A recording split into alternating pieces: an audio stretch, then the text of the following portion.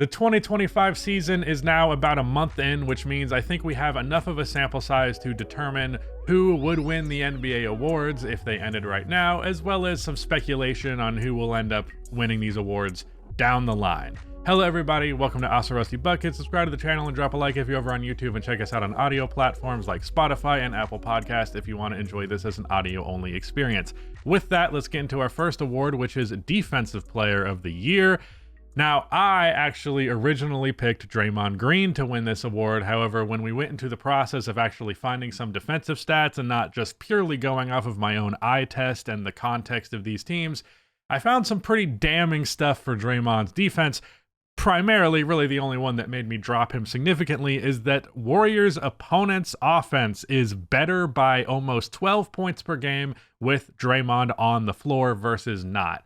I don't know what that's about necessarily. I still think Draymond has been one of the better defenders in the NBA, but that has not translated in on-off stats in any capacity. And you might be thinking, well, Draymond plays starters more, so it makes sense that he would actually prove to be a worse impactful defender, than guys who are playing bench units. But that's not really how it works, and it's especially not how it works for Defensive Player of the Year candidates.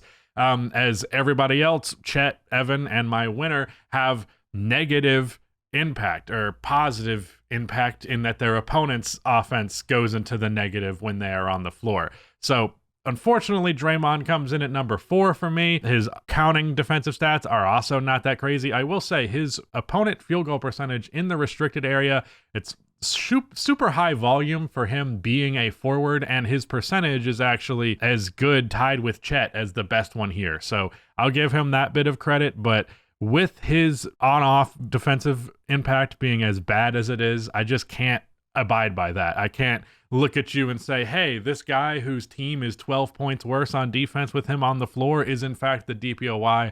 No, I'm sorry. Doesn't mean Draymond can't win it eventually, but not in the current state of things.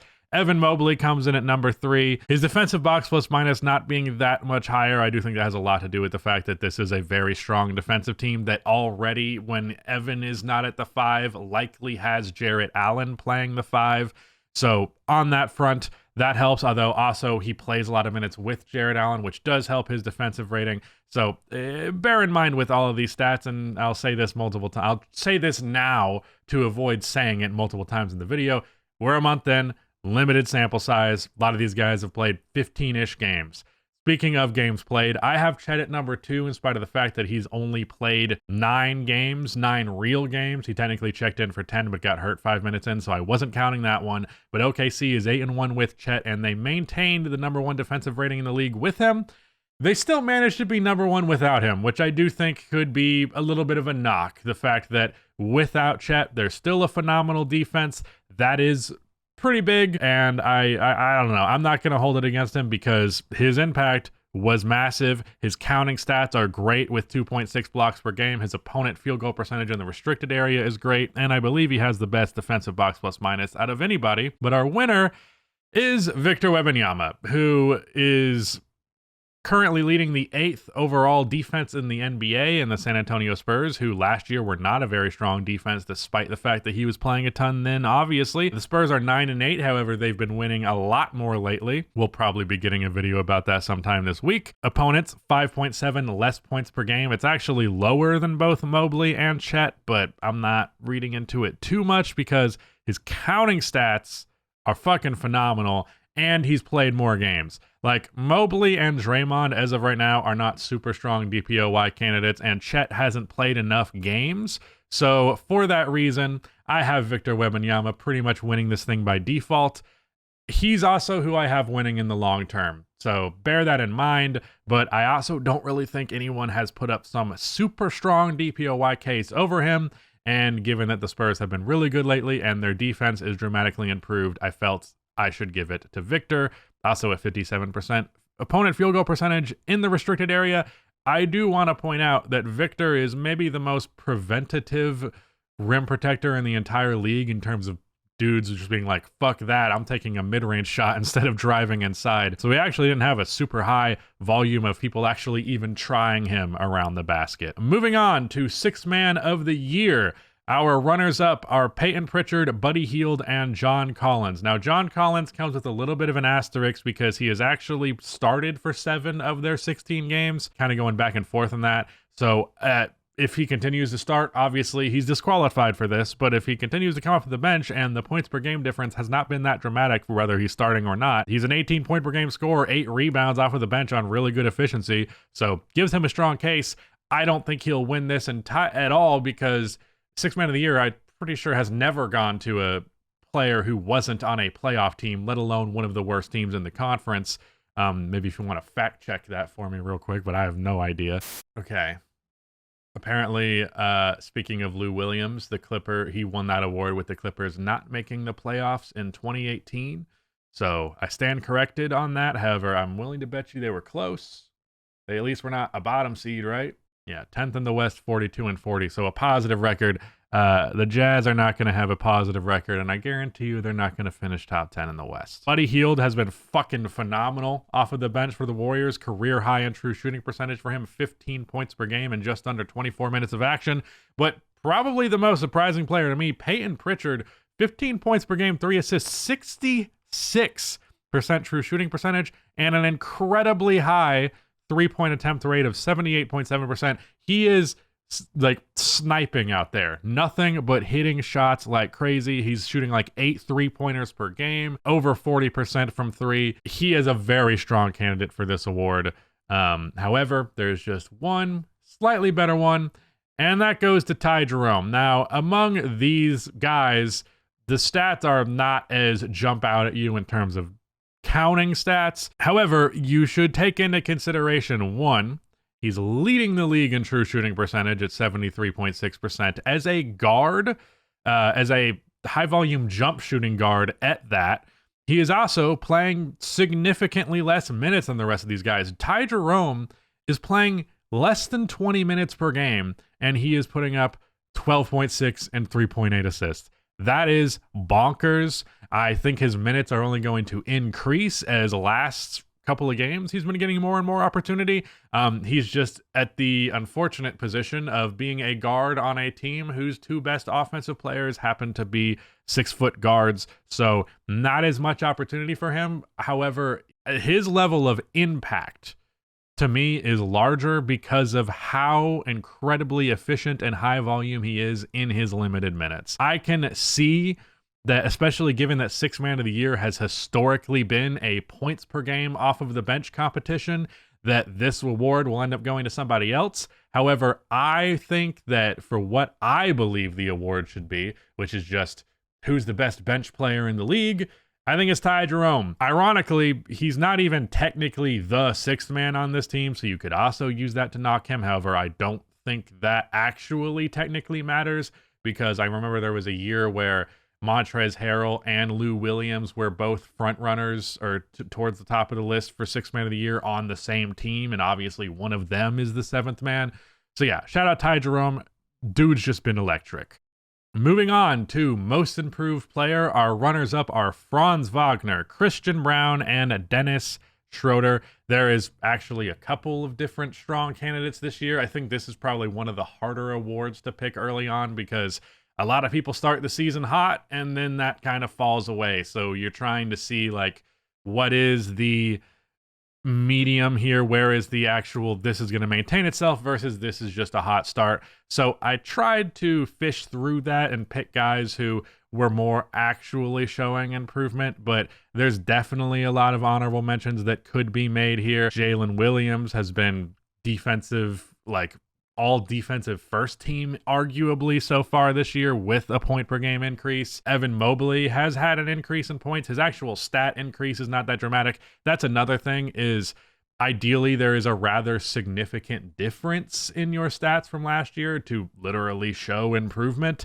So with that in mind, Dennis Schroeder, 4 more points per game on 5% better true shooting this year. Christian Braun, 8.8 more points per game on 11.7% better true shooting. What is funny, he's had almost no increase in usage.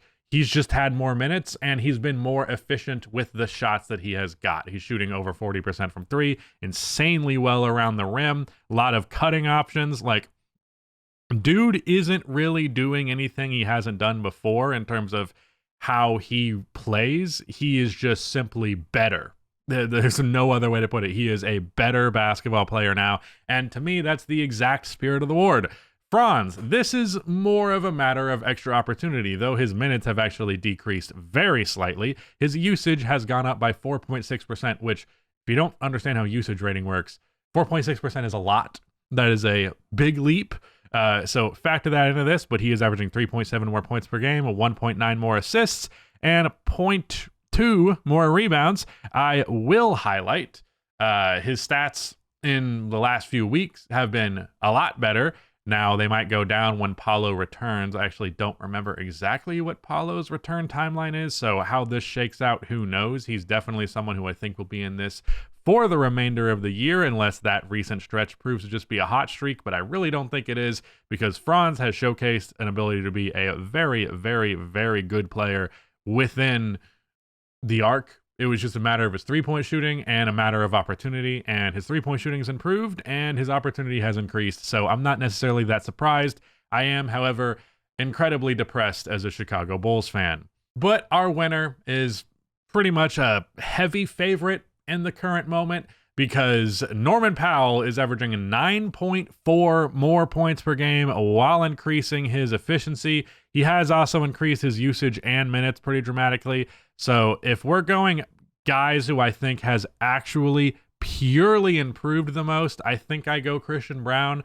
But based on the parameters of this award, literally just increasing your points per game being the most important thing, I would give it to Norman Powell. Especially, it's not only that he's increased his points per game, he's also increased his role and how much he matters to his team to a degree that I don't think anybody else has. He is the second option on the offense, and he is doing so much better in the efficiency department than the first option in terms of his scoring. I'm talking about James Harden. Now, James Harden's playmaking has also set up Norman Powell significantly many, many times. So that is a conversation to be had.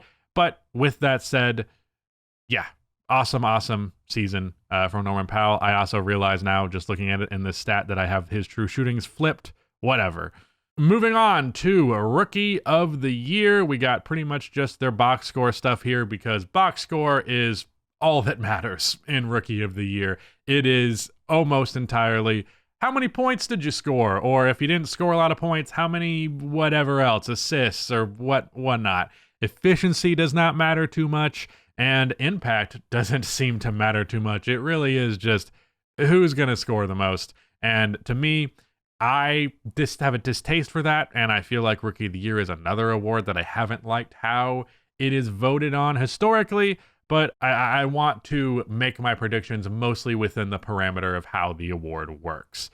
So with that in mind, our runners-up are Dalton Knecht, Stephon Castle, and Jalen Wells. I do want to say about Stephon Castle, he has a very strong chance of, if anybody is really going to catch up to who won, you can probably guess, I almost just said his name, it would be him. Because if you see here, 15 points and 5 assists in 31 minutes since November 7th. He has been starting, and ever since he's been playing over 25 minutes per game, he's been fucking awesome.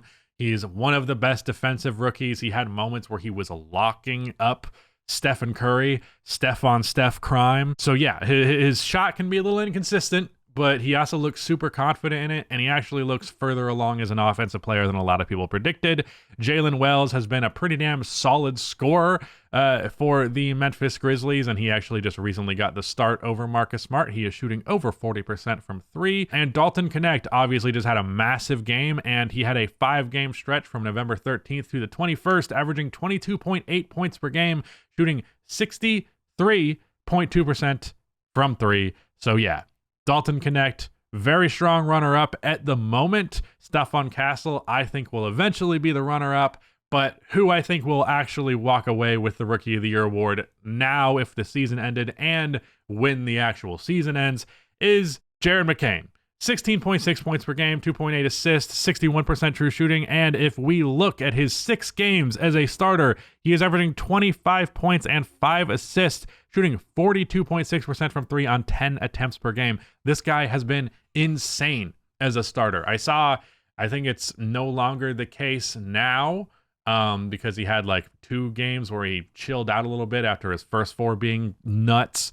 But Jared McCain was averaging the most points per game for a rookie starter since Michael Jordan. That's pretty good. That's pretty good company. I don't know if you've heard of Michael Jordan. He is pretty good at basketball, or he was. Now he's good at being old. But yeah, Jared McCain, Rookie of the Year, for sure right now, and I'm pretty confident he will be by the end of the year. Now we move on to the award that is much anticipated, the award that everybody cares about more than anything else, Coach of the Year. So our runners-up are Steve Kerr, Mike Budenholzer, and sharing the 4th spot is 2 LA guys, Tyronn Lue and JJ Redick. Now, it's not just about record, but record's really the most important thing you can highlight here. For Mike Budenholzer, I actually think he's kind of at this unfortunate disadvantage at the moment where Kevin Durant got hurt, and that has held them back. I believe Durant just returned from injury, as well as Bradley Beal. So hopefully some of the stuff that he has showcased that has elevated the Phoenix Suns to a degree that has made me question a lot of my own beliefs about them, that stuff has kind of fallen to the wayside as the Suns have started to slip in the standings. However, if they're able to maintain some health going down the line, then Mike Budenholzer will have a strong chance, because the way he transformed Phoenix's offense, especially with, frankly, I've realized I'm being a Kevin Durant hater, but whatever. Kevin Durant has shown a shitload of stubbornness about playing within a complex offensive system. It's one of the driving factors for him leaving the Warriors, because that was always a source of conflict, despite the fact that he literally played his most efficient and best basketball of his career there. But that's neither here nor there. My point is, Mike has gotten this core of scorers who are very set in their own ways, particularly Kevin Durant, to buy into a system that looked like it was doing wonders for them before everybody got hurt. So Mike has a very strong case. Going back down to the guys tied for 4th, the Clippers are doing better than they should, and JJ Redick has turned a Lakers offense that has been one of the most disappointing and towards the bottom of the league offenses for a couple of years in a row now, to currently they are 4th in offensive rating. Now the Lakers have slipped defensively, which is a big reason why you didn't see Anthony Davis in the DPOY tab. However, I don't have too much concern. I think they can turn that around, and that would actually give JJ an even stronger chance of winning this award. Also worth mentioning that JJ being about as controversial and disgust of a head coach as we've seen in many, many years, just because he's a media figure going into the job with literally no experience. The fact that he has all of that backing him, plus obviously Lakers bias, wouldn't surprise me if he ended up getting much higher in this conversation. Now, Steve Kerr is someone who I've been a hater of. Okay, I'm not gonna lie, I have been a Steve Kerr hater for the past couple of years. I think he has mostly just coasted on the success he had earlier in his career, and there's a lot of very stubborn things about him that drive me up the fucking wall. I would argue he lost them their game against the Brooklyn Nets last night because he refused to play Stephen Curry over 29 minutes, and in the first half, when Moses Moody had, I think, 14 or 15 points, he played 4 fucking minutes in the second half of the game. So, okay, I'm getting angry about... I'm trying to praise him. Dial it back. That said, the Warriors, in spite of the fact that Steph is averaging 22 points per game right now and has been injured multiple times and missed games that they have still managed to win, the Warriors look like the Warriors system of old. And honestly, I thought that might have been a thing of the past because they didn't have the personnel for it. And honestly, felt like Steve Kerr was kind of washed in that department too, because a lot of the ways that the Warriors won initially was revolutionary and undiscovered. But now that everybody is following in many ways the Warriors model, they went from ahead of the curve and establishing a direction to now kind of being latent behind on everybody jacking their shit. However, he has proven that he's right back to a defensive system. A lot of this has been accredited to their assistant coach, so I'll give that little asterisk there as well. But the defense has looked so much better and so much like the old defense of old. And then the offensive system, the complex offense, the getting shooters open, the everybody being a good decision maker, everybody looking for the best shot possible. All of that is back, and I honestly didn't think it would be. So, strong coach of the year case for him right now. I don't know how that's going to hold up. I honestly would not be surprised if Mike Budenholzer and JJ Redick eventually leapfrogged him. But as of now, Steve Kerr is my coach of the year runner-up. And our winner is...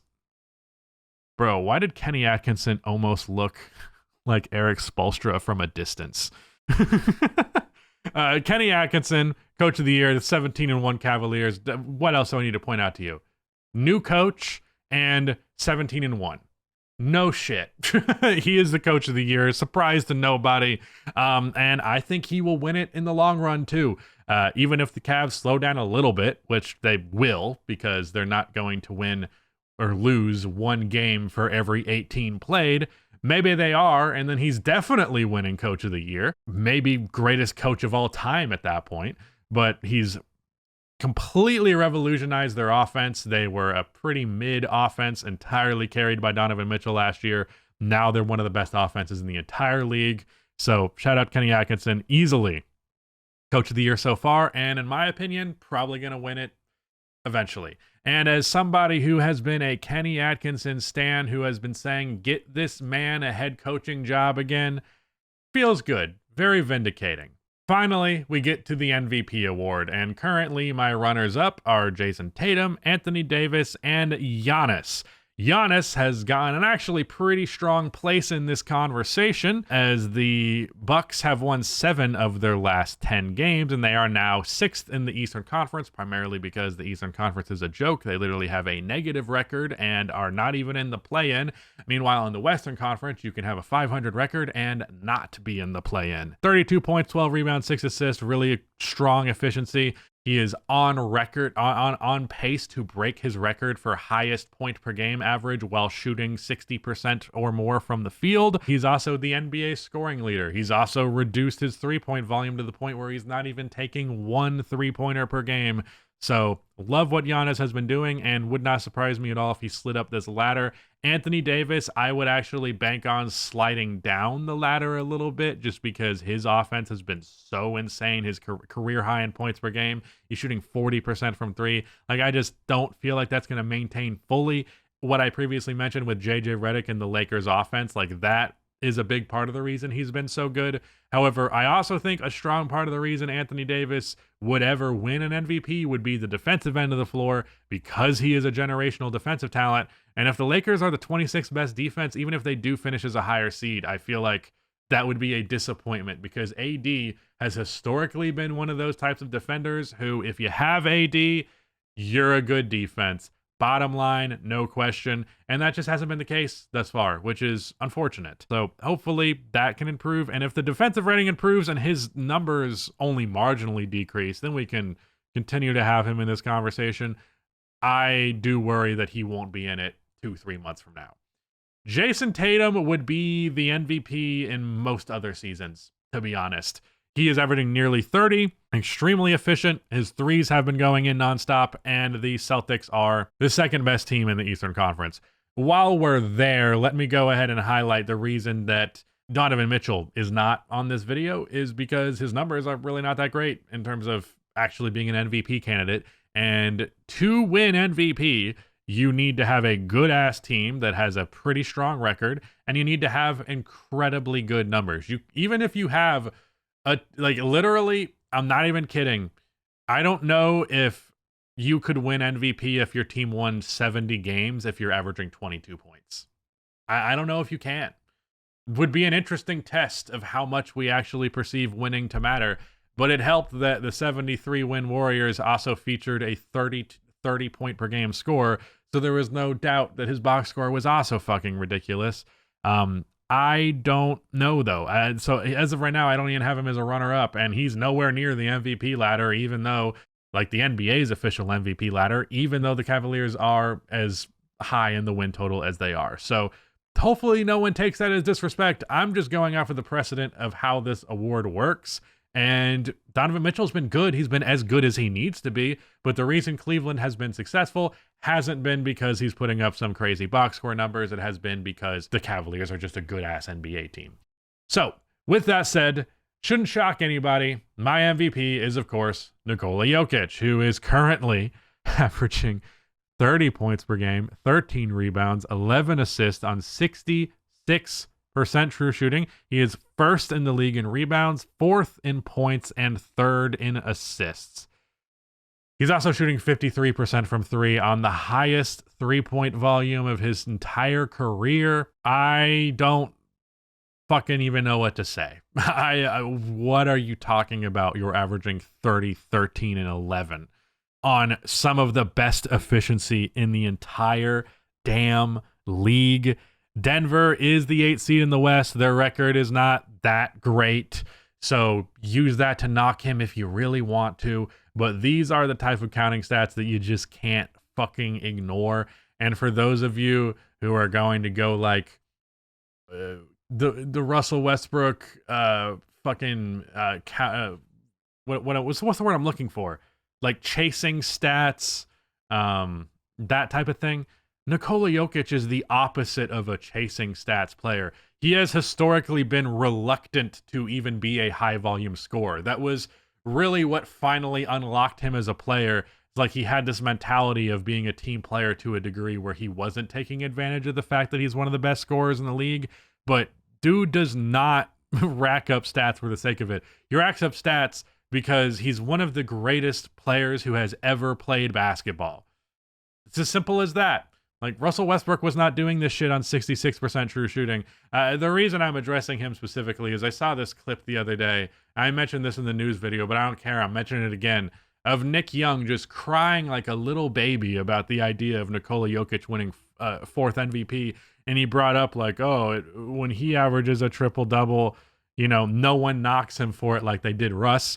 This is a completely different context, and I'm sorry you are being disingenuous if you're interpreting it as anything else, or you're just dumb. One of those two. Either way, Nikola Jokic is the MVP, and it's not close right now. What's important is, will he win this award by the end of the year? We are talking about a small enough sample size. Denver's only played 16 games, and his numbers will probably decrease. There's no doubt he'll average double-digit points and rebounds, but will he manage to average 11 assists per game throughout the entire season, or 10 plus? I don't know. He's averaged like 9.8 before, and then just barely fallen short of averaging a triple-double. But I don't know. That's what it's going to come down to in many ways, is if he averages a triple-double, the Nuggets are a 5 seed, and he's also got historic efficiency. He's near 30 points per game. Then, yeah, he'll win the award. I just don't know if that's going to happen, because I actually think Denver is slowly but surely improving. They've got some bench pieces that are actually working out. So I don't think Denver is going to rely on him to put up these crazy stats as much as time goes on. So for that reason, I don't actually feel that strongly about him winning the award. However, I also don't feel that strongly about any of the current candidates. Even Jason Tatum, I feel like, let me actually pull this up. Let me pull this up because I'm curious. All right, so I tweeted the other day, like, if Tatum's able to maintain his averages, these numbers have actually gone down a little bit since I said that, but how many wins would the Celtics need for him to win the MVP? 38% said 60 plus, 31% said 65, and more people said that he would have to win 70 plus than 55. It's that dominance from the Celtics is so expected that I don't know. I think they would have to be comically good while his numbers are also exceptional in order for him to win the award. So I don't really think he's going to do it. I really don't think Anthony Davis is going to do it. And I don't really feel that strongly that Giannis is going to do it, especially with a lot of the concerns around the Bucks this year. So the MVP is still very up in the air as far as I am concerned. So yeah, who's going to win the 2025 MVP? I still do not really know. But if the season ended right now, it's Nikola Jokic for his 4th MVP, which would put him in company with the likes of Michael Jordan, LeBron James, and Kareem Abdul-Jabbar. Does Bill Russell have? No, Bill Russell has 3, right? Yeah, he has 5. Okay, Bill Russell as well. But yeah, with that said, shout out to Rudy for editing this video. But that is it. Goodbye.